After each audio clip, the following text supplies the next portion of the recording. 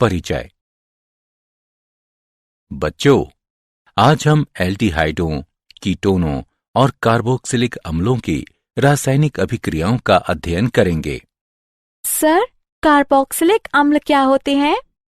Carboxylic अम्ल वे कार्बनिक यौगिक होते हैं जिनमें कार्बोक्सी समूह उपस्थित होता है। अब मुझे कौन ये बताएगा कि कार्बोक्सिल समूह क्या होते हैं? सर, कार्बोक्सिल समूह में कार्बोनिल और हाइड्रॉक्सिल समूह निहित होता है।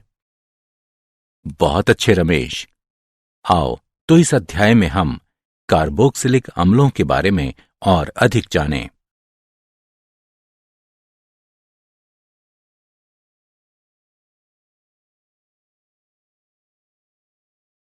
उद्देश्य। इस पाठ के अंत में आप निम्न करने में सक्षम हो जाएंगे। एल्डिहाइडों और कीटोनों की रासायनिक अभिक्रिया का वर्णन करना, एल्डिहाइडों और कीटोनों के उपयोग को समझाना, कार्बोक्सिल समूह के नामकरण और संरचना को समझाना, कार्बोक्सिल समूहों के विरचन की विधि बताना, कार्बोक्सिलिक अम्लों के भौतिक गुणों का एक संक्षिप्त विवरण देना, कार्बोक्सिलिक अम्लों के रासायनिक गुणों का वर्णन करना और कार्बोक्सिलिक अम्लों के उपयोगों का उल्लेख करना।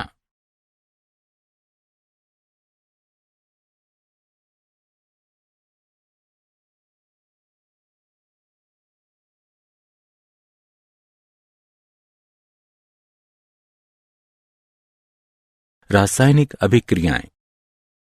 नाभिक रागी योगज अभिक्रियाएं। नाभिक रागी योगज अभिक्रियाओं की क्रियाविधि। वे योगज अभिक्रियाएं जो नाभिक रागियों के द्वारा प्रारंभ की जाती हैं, नाभिक रागी योगज अभिक्रियाएं कहलाती हैं। इस अभिक्रिया में एक नाभिक रागी इलेक्ट्रॉन रागी sp2 संकरित कार्बन पर आक्रमण करता है। कार्बन की संकरण अवस्था sp2 से sp3 हो जाती है और एक चतुष्फलकीय ऑल्का ऑक्साइड मध्यवर्ती बनता है। ये मध्यवर्ती प्रोटॉन से अभिक्रिया करके योगज उत्पाद बनाता है। अभिक्रियाशीलता। इलेक्ट्रॉनिक और त्रिविमीय प्रभावों के कारण नाभिक रागी आक्रमण अभिक्रियाओं में एल्डिहाइड कीटोनों की अपेक्षा अधिक क्रियाशील होते हैं।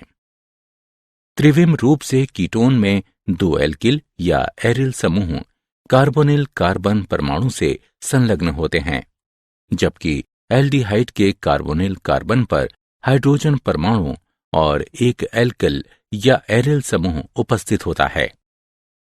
अतः कीटोन के साथ योगज अभिक्रिया उत्पाद बनाने की संक्रमण अवस्था में तुलनात्मक रूप से अधिक बाधित होती है। अतः अभिक्रिया की गति धीमी हो जाती है।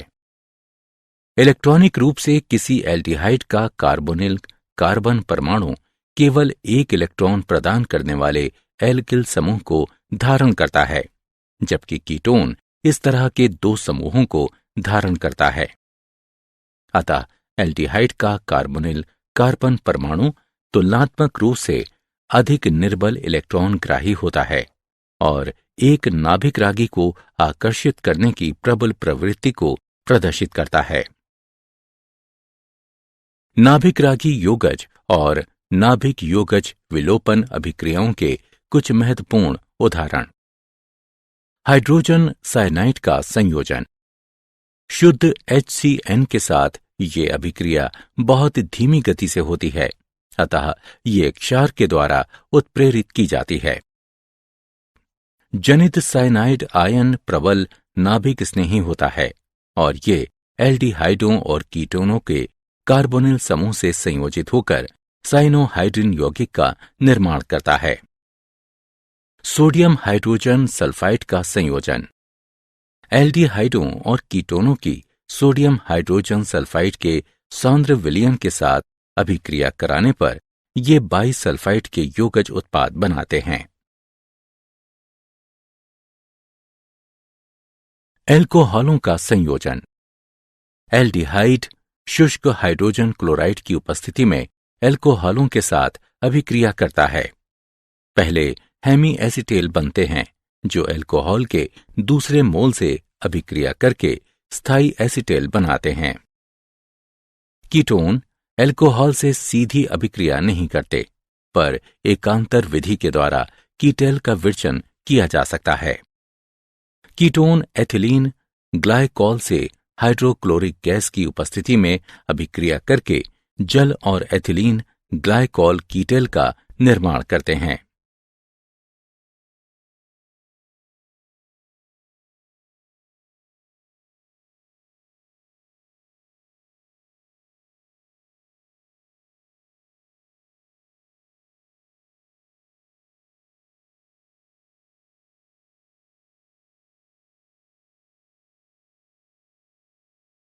अमोनिया व इसके व्युत्पन्नों का संयोजन। अमोनिया व इसके व्युत्पन्न अम्लीय माध्यम में कार्बोनिल यौगिकों के साथ अभिक्रिया करके मध्यवर्ती उत्पाद बनाते हैं जो जल के अणु उन्मूलन द्रुत निर्जलीकरण द्वारा इमीन व्युत्पन्नों के रूप में अंतिम उत्पाद बनाते हैं। Z बराबर alkyl aryl OH NH2 C6 H5 NH NH CO NH2 हो सकता है।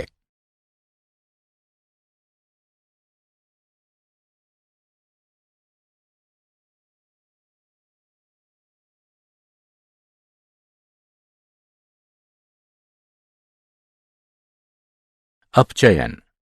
हाइड्रोकार्बनों में अपचयन।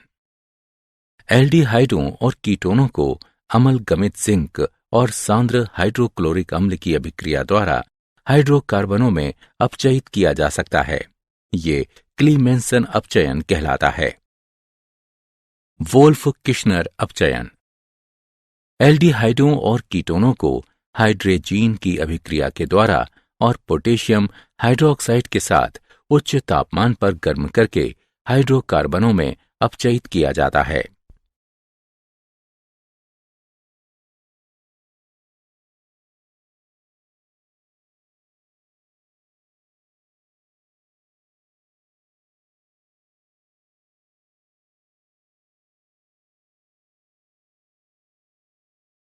ऑक्सीकरण।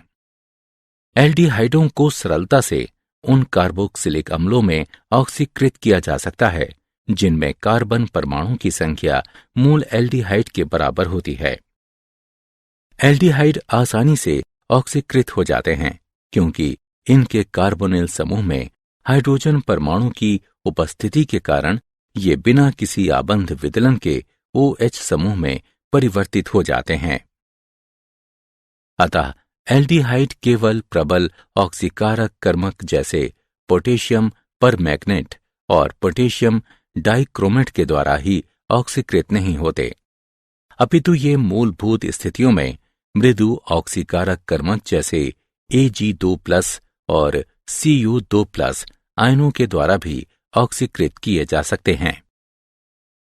कीटोन का ऑक्सीकरण प्रबल परिस्थितियों में होता है। प्रबल ऑक्सीकारक कर्मक जैसे अम्लीकृत पोटेशियम डाइक्रोमेट विलयन या एल्केलाइन पोटेशियम परमैंगनेट और उच्च ताप पर की आवश्यकता होती है। कीटोन के ऑक्सीकरण के परिणाम स्वरूप जो कार्बोक्सिलिक अम्ल बनाता है उसमें कार्बन परमाणु की संख्या मूल कार्बोनिल यौगिक के कार्बन परमाणुओं की संख्या से कम होती है।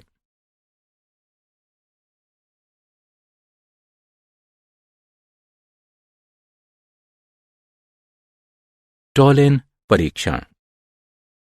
एक aldehyde propanal ammoniacal silver nitrate विलयन जो कि सिल्वर दर्पण के लिए एक टॉलेन अभिकर्मक है उसको अपचयित कर देता है, लेकिन प्रोपेनोन जो कि एक कीटोन है उसे नहीं कर पाता। फेलिंग परीक्षण। फेलिंग अभिकर्मक में फीलिंग विलयन A और फेलिंग विलय B का मिश्रण होता है। फेलिंग विलयन A जलीय कॉपर सल्फेट और फेलिंग विलयन B रोशेल लवण का एल्केलाइन विलयन होता है जो कि सोडियम पोटेशियम टार्ट्रेट है। इन दोनों विलयनों को मिश्रित किया जाता है। और थोड़ा सा एल्डिहाइड विलयन इस फेलिंग अभिकर्मक में डालकर गर्म करने पर लाल भूरे रंग का अवक्षेप प्राप्त होता है। मेथिल कीटोन का हेलोफॉर्म अभिक्रिया द्वारा ऑक्सीकरण। मेथिल कीटोन सोडियम हाइपोहैलाइड, जो कि सोडियम हाइड्रोक्साइड और हैलोजन है, इसके विलयन में ऑक्सीकृत हो जाते हैं। इस अभिक्रिया से हेलोफॉर्म और संगत कार्बोक्सिलिक अम्ल के सोडियम लवण का उत्पादन होता है। यह अभिक्रिया हेलोफॉर्म अभिक्रिया के नाम से जानी जाती है।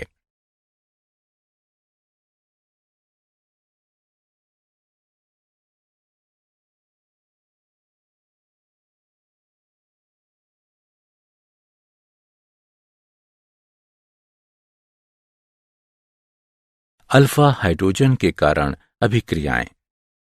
एल्डिहाइडों और कीटोनों के अल्फा हाइड्रोजनों की अम्लता। एल्डिहाइडों और कीटोनों के अल्फा हाइड्रोजन परमाणु अम्लीय होते हैं। ये अम्लता कार्बोनिल समूह के इलेक्ट्रॉन अपनयन कर लेने के प्रबल प्रभाव और संयुग्मी क्षार के अनुनाद द्वारा स्थायित्व प्राप्त कर लेने के कारण होती है। एल्डिहाइडों और कीटोनों के अल्फा हाइड्रोजन परमाणु की ये अम्लता कार्बोनिल समूह के इलेक्ट्रॉन अपनयन कर लेने के प्रबल प्रभाव और परिणामी एनाइन के अनुनाद द्वारा स्थायित्व प्राप्त कर लेने के कारण होती है। एल्डोल संघनन। जिन एल्डिहाइड और कीटोन में कम से कम एक अल्फा हाइड्रोजन विद्यमान रहता है, वे तनु क्षार जैसे तनु सोडियम हाइड्रोक्साइड, सोडियम कार्बोनेट आदि की उत्प्रेरक की तरह उपस्थिति में एक अभिक्रिया के द्वारा हाइड्रोक्सी एल्डिहाइड या कीटोन एल्डिहाइड प्रदान करते हैं। इन्हें एल्डोल कहा जाता है। इस अभिक्रिया को एल्डोल अभिक्रिया कहते हैं। तनु सोडियम हाइड्रोक्साइड की उपस्थिति में एथेनॉल संघनित होकर तरल द्रव का निर्माण करती है, जिसे एल्डोल कहते हैं। गर्म करने पर एल्डोल जल को निष्कासित कर असंतृप्त यौगिक बनाता है। बेरियम हाइड्रोक्साइड की उपस्थिति में प्रोपेनोन कीटोल देता है। गर्म करने पर कीटोल जल को निष्कासित कर असंतृप्त यौगिक बनाता है।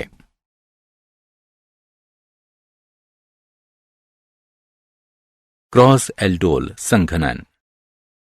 जब दो भिन्न भिन्न एल्डिहाइडों या कीटोनों के बीच एल्डोल संघनन होता है तो उसे क्रॉस एल्डोल संघनन कहते हैं। जब एक एथेनॉल और प्रोपेनॉल के मिश्रण को सोडियम हाइड्रोक्साइड विलयन के साथ गर्म किया जाता है तो ये 4 भिन्न उत्पाद बनाता है।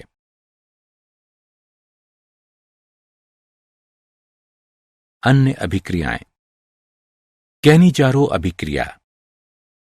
ऐसे एल्डिहाइड जिनमें कोई अल्फा हाइड्रोजन परमाणु नहीं होता, सांद्र क्षार की उपस्थिति में गर्म करने पर स्व ऑक्सीकरण व अपचयन के द्वारा एल्कोहल और कार्बोक्सिलिक अम्ल के लवण का मिश्रण बनाते हैं।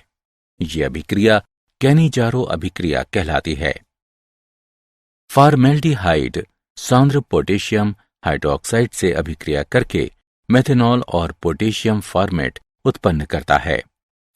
बेंजल्डिहाइड सांद्र सोडियम हाइड्रोक्साइड से अभिक्रिया करके बेंजिल एल्कोहल और सोडियम बेंजोएट बनाता है। इलेक्ट्रॉन रागी प्रतिस्थापन अभिक्रियाएं। बेंजल्डिहाइड में एल्डिहाइडिक समूह वलय निष्क्रियक और मेटा निर्देशक समूह है, अतः इलेक्ट्रॉन रागी प्रतिस्थापन की दर बेंजीन में प्रतिस्थापन की दर से मंद होती है। बेंजल्डिहाइड क्लोरीन और फेरिक क्लोराइड विलयन से अभिक्रिया करता है और मेटा क्लोरो बेंजल्डिहाइड और हाइड्रोक्लोरिक अम्ल बनाता है। 40% फॉर्मेल्डिहाइड के विलयन को, जिसे फार्मोलिन कहा जाता है, इसे जैविक नमूनों के परिरक्षण में और बेकेलाइट के विरचन में उपयोग में लाया जाता है। एसीटैल्डिहाइड को एसिटिक अम्ल, एथिल एसीटेट, वाइनिल एसीटेट, बहुलकों और औषधियों के निर्माण में उपयोग में लाया जाता है। बेंजल्डिहाइड का उपयोग सुगंध और रंजक उद्योग में किया जाता है। एसीटोन और एथिल मेथिल कीटोन सामान्य औद्योगिक विलायक हैं।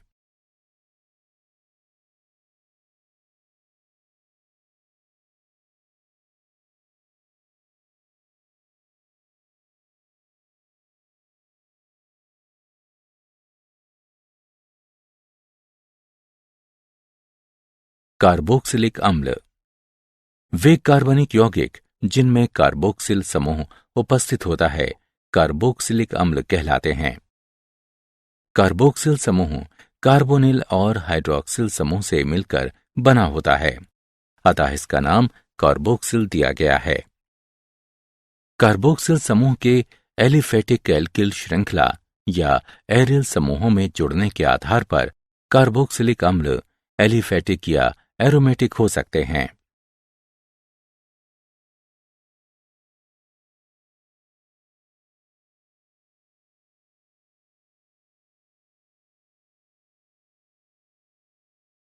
कार्बोक्सिल समूह का नामकरण एवं संरचना। नाम पद्धति। सामान्य नाम के अंत में अनुलग्न एक अम्ल लगाते हैं।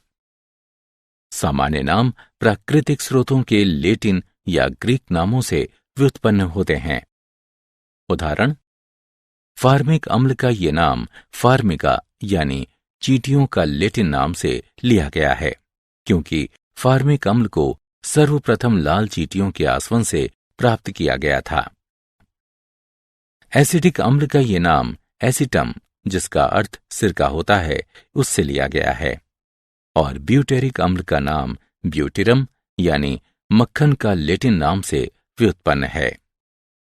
IUPAC पद्धति में एलिफेटिक कार्बोक्सिलिक अम्लों का नामकरण करने के लिए संगत एल्केन के अंग्रेजी नाम के अंत में स्थित ई के स्थान पर ओइक अनुलग्न लगाया जाता है और इसके बाद अम्ल लगाते हैं। प्रतिस्थापित और शाखित श्रृंखला वाले अम्लों का नामकरण लंबी श्रृंखला वाले अम्लों के व्युत्पन्नों के रूप में दिया जाता है। प्रतिस्थापियों की स्थिति अरेबिक संख्या के द्वारा कार्बोक्सिल समूह के कार्बन को एक अंक देकर दर्शाई जाती है। वे अम्ल जिनमें एक से अधिक कार्बोक्सिल समूह होते हैं, उनका नाम लिखने के लिए संगत एल्केन के अंग्रेजी नाम के अंत में ई वैसा ही रहता है। कार्बोक्सिल समूह की संख्या गुणात्मक पूर्वलग्न डाई, ट्राई इत्यादि को ओइक शब्द के पहले लिखकर इंगित किया जाता है। उदाहरण, 4 हाइड्रोक्सी ब्यूटेनोइक अम्ल, प्रोप 2 एनोइक अम्ल, प्रोपेन डाइओइक अम्ल। एरोमेटिक अम्ल सरलतम सुगंधित एरोमेटिक मोनोकार्बोक्सिलिक अम्ल C6H5COOH है। इसका नाम बेंजोइक अम्ल है। प्रतिस्थापित अम्लों के IUPAC नाम बेंजोइक अम्ल के व्युत्पन्न हैं।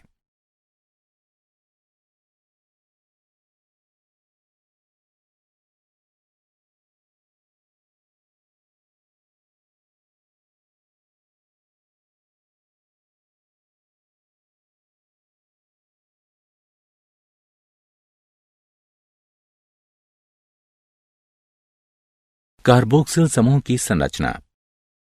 कार्बोक्सिलिक अम्लों के क्रियात्मक समूह कार्बोक्सिल समूह होते हैं। कार्बोक्सिल कार्बन नीचे दी गई अनुनादी संरचनाएं प्रदर्शित करता है।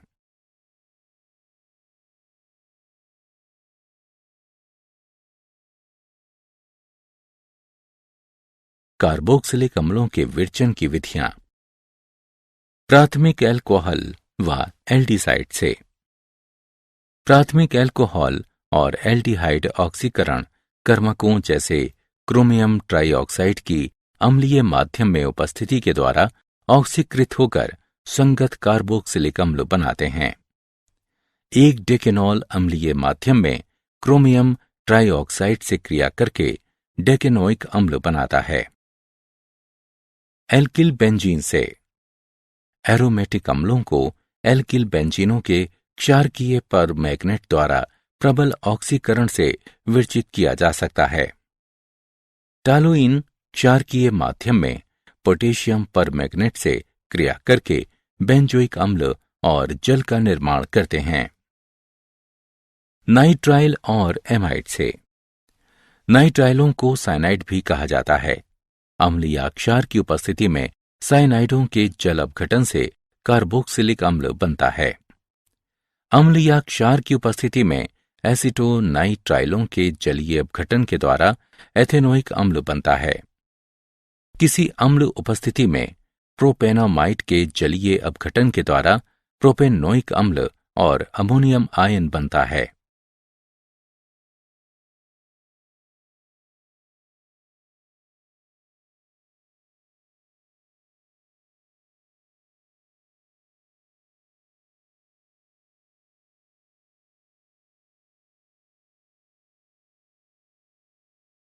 कार्बोक्सिलिक अम्लों के विरचन की विधियां।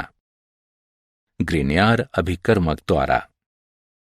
जब ग्रीनयार अभिकर्मक को कार्बन डाइऑक्साइड के साथ शुष्क ईथर की उपस्थिति में अभिकृत कराया जाता है तो ये कार्बोक्सिलिक अम्ल के लवण का निर्माण करते हैं जो खनिज अम्लों से संगत कार्बोक्सिलिक अम्ल देते हैं।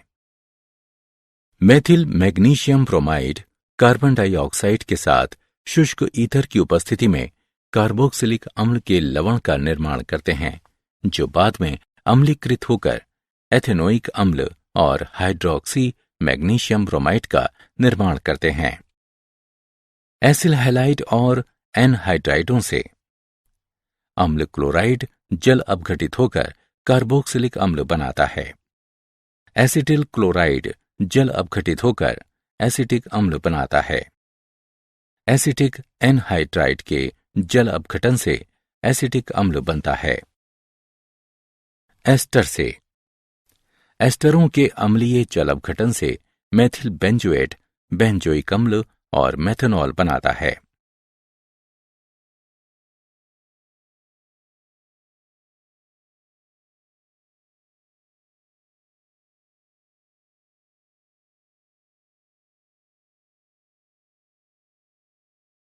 भौतिक गुण। प्रथम 9 एलिफेटिक कार्बोक्सिलिक अम्ल अरुचिकर गंध वाले रंगहीन द्रव होते हैं जबकि श्रेणी के उच्च सदस्य रंगहीन, गंधहीन व मोम जैसे ठोस होते हैं। बेंजोइक अम्ल क्रिस्टलीकृत ठोस होते हैं। कार्बोक्सिलिक अम्लों का क्वथनांक अंतरा आणविक हाइड्रोजन आबंध की उपस्थिति के कारण कुछ उच्च होता है जिसके परिणाम स्वरूप द्वितक संरचनाओं का निर्माण होता है। प्रथम 4 एलिफेटिक सदस्य जल के अणुओं के साथ अंतरा आणविक हाइड्रोजन आबंध निर्मित कर सकने के कारण जल में घुलनशील होते हैं। एल्किल समूहों के बढ़ते हुए आकार के साथ जल विरागी अन्योन्य क्रिया बढ़ने के कारण जल में विलयता कम होती जाती है, अतः उच्च कार्बोक्सिलिक अम्ल जल में लगभग अविलय होते हैं।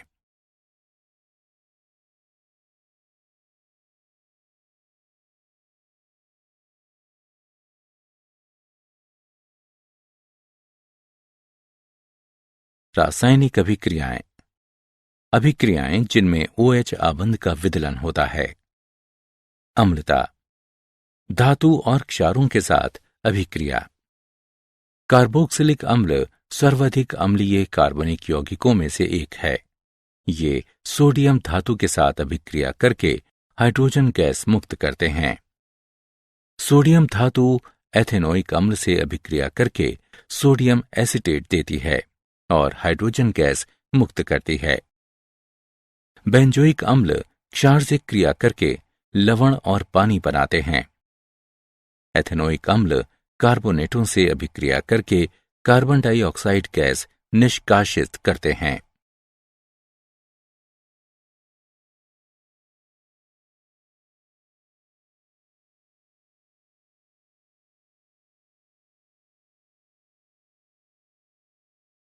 कार्बोक्सिलिक अम्ल फिनॉल से अधिक प्रबल अम्ल हैं।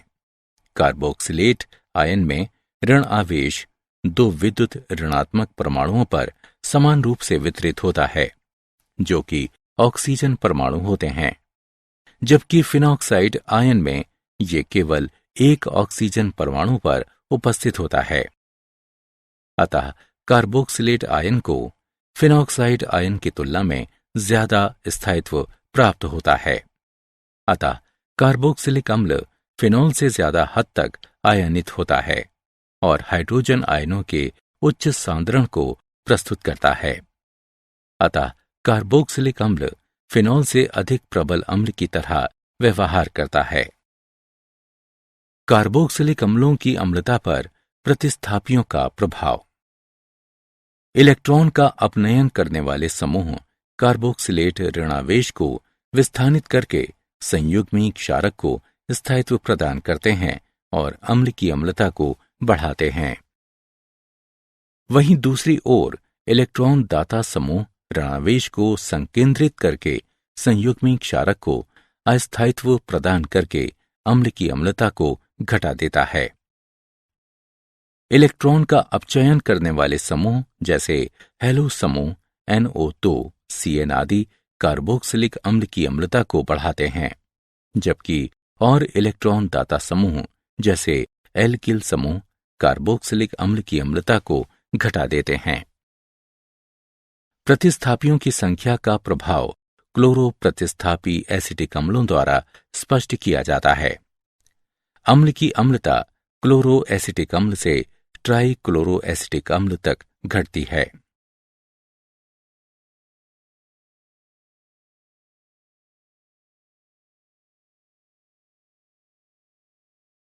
COH आबंध विदलन संबंधी अभिक्रियाएं। एनहाइड्राइड का विरचन।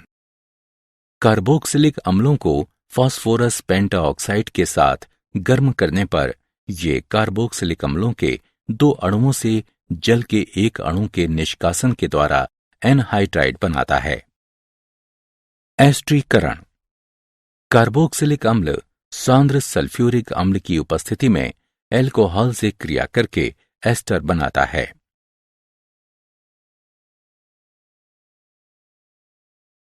फास्फोरस पेंटाक्लोराइड, फास्फोरस ट्राइक्लोराइड और थियोनिल क्लोराइड के साथ अभिक्रियाएं। कार्बोक्सिलिक अम्ल फास्फोरस पेंटाक्लोराइड फास्फोरस ट्राइक्लोराइड और थियोनिल क्लोराइड के साथ अभिक्रिया करके अम्ल क्लोराइडों का निर्माण करता है। कार्बोक्सिलिक अम्ल फास्फोरस पेंटाक्लोराइड से अभिक्रिया करके अम्ल क्लोराइड, फास्फोरिल क्लोराइड और हाइड्रोक्लोरिक अम्ल का निर्माण करता है। कार्बोक्सिलिक अम्ल फास्फोरस ट्राइक्लोराइड से अभिक्रिया करके अम्ल क्लोराइड और फास्फोरस अम्ल बनाता है। कार्बोक्सिलिक अम्ल थियोनिल क्लोराइड से अभिक्रिया करके अम्ल क्लोराइड, सल्फर डाइऑक्साइड और हाइड्रोक्लोरिक अम्ल बनाता है। अमोनिया के साथ अभिक्रिया। कार्बोक्सिलिक अम्ल अमोनिया से अभिक्रिया करके अमोनियम लवण बनाते हैं। इन्हें 100 डिग्री सेल्सियस से अधिक ताप पर गर्म करने पर ये अम्ल एमाइड बनाते हैं। कार्बोक्सिलिक समूह संबंधी अभिक्रियाएं। अपचयन। कार्बोक्सिलिक अम्ल लिथियम एल्यूमिनियम हाइड्राइड के द्वारा आसानी से प्राथमिक अल्कोहलों में अपचयित हो जाते हैं। विकार्बोक्सिलिन। जब कार्बोक्सिलिक अम्लों के सोडियम लवण को सोडा लाइम के साथ गर्म किया जाता है तब एल्केनों का निर्माण होता है। जब सोडियम एसीटेट को सोडियम हाइड्रोक्साइड और कैल्शियम ऑक्साइड के साथ गर्म किया जाता है तब ये मेथेन और सोडियम कार्बोनेट का निर्माण करता है।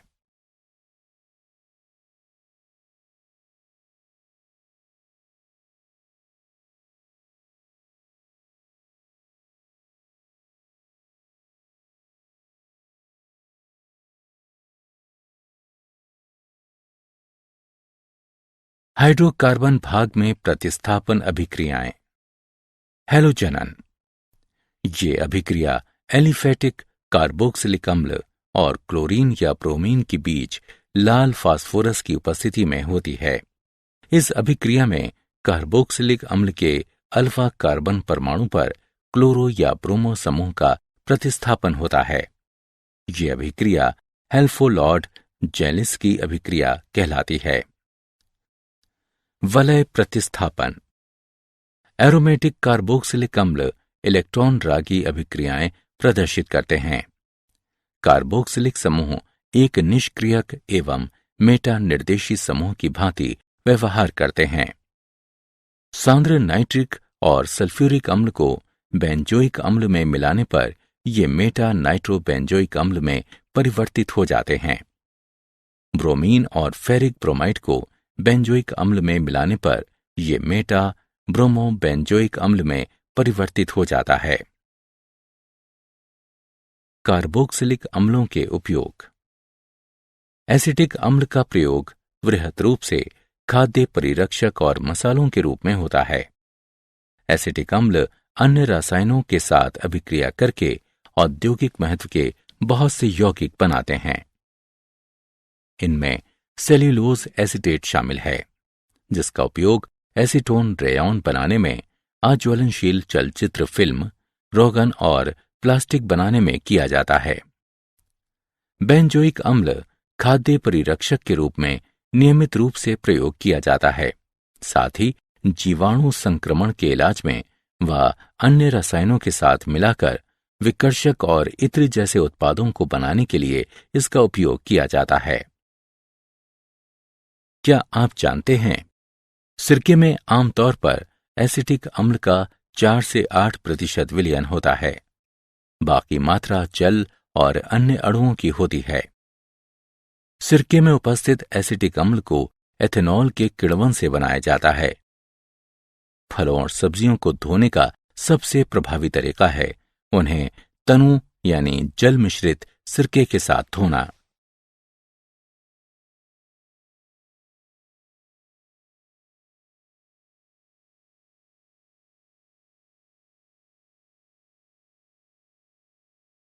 सारांश।